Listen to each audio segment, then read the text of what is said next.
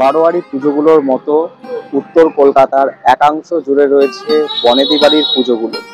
কোনোটার বয়স 100, আবার কোনোটার বয়স 200, কোনোটার বয়স বা 400 বছরেরও পুরনো। 400 বছরের পুরনো বনেদি বাড়িগুলোতেও দেখা যায় দুর্গাপুজোর জমজমাটি।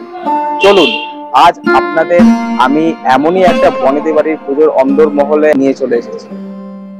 আমরা রয়েছি 17 মহেন্দ্র শ্রীমানি স্ট্রিট, শ্রীমানি বাড়িতে।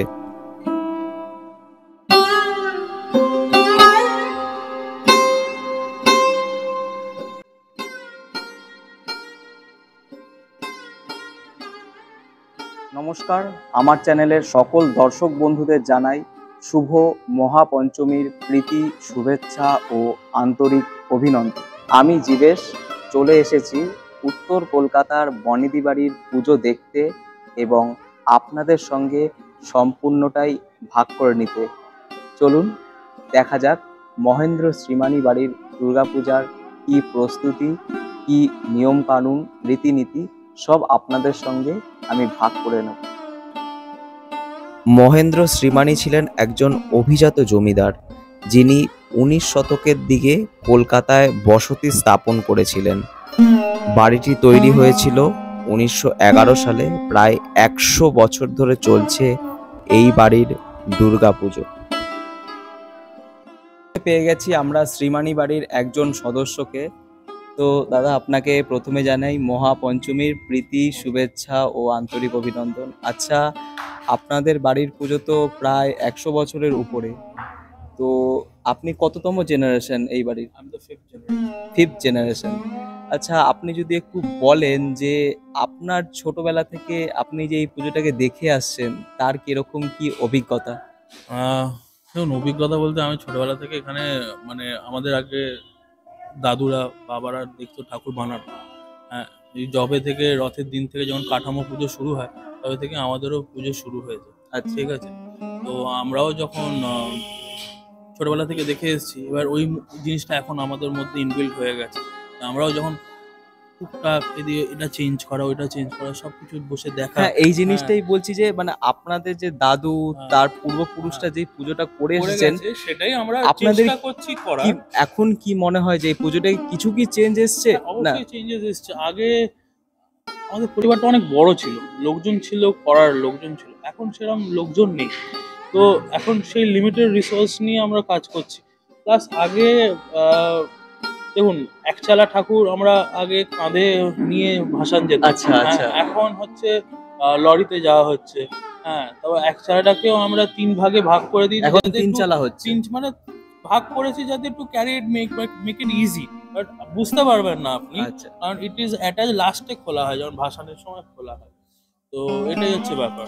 আর আমি বলছি কি যে এই যে প্রতিমা, আগেকার দিনে আমি দেখেছি যে এসব বনেদি বাড়িতে প্রতিমা বাড়িতেই ঠাকুর দালানে তৈরি হতো। এখানেই হয়, এটা এখানেই হয়। ওই জন্যই বললাম না, এখন যে আমাদের কাঠামো যখন পুজো হয় বাড়িতে, এখানে সব যখন মাটি পড়ে, আমি যখন ছবি দিই আর কি হোয়াটসঅ্যাপ ইনস্টাগ্রামে, যখন আমি ছবি দিই, লোকজন বুঝে যায় যে পুজো শুরু হয়ে গেছে। মানে আমার বন্ধুরাও রিলেট করে যে পুজোটা শুরু হয়ে গেছে। দে ফিল ভেরি গুড আর হোমলি। আর একটাই জিনিস যে আমার মানে বন্ধুরা আর কি সবসময় আর কি আমার পুজোটাকে দেড় পুজোর মনে হয়। মানে অবশ্যই, মানে it's a puja for all and we don't restrict our puja. মানে অবশ্যই আমাদের দরজা সব সময় খোলা থাকে।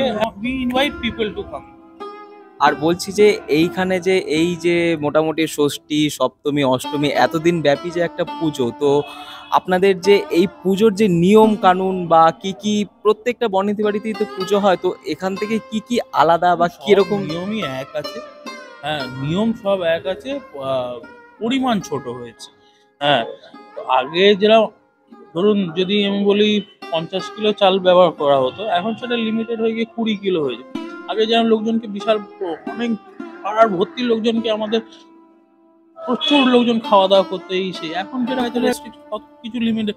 আগে যেরকম সময়ের সাথে সাথে সব পরিবর্তিত হয়েছে। হতো, এখন কি ভিএন বসে? এখন আর সেটা বসে না। এখন আমাদের কিনে মিষ্টি আনো, ওটাই হচ্ছে মানে।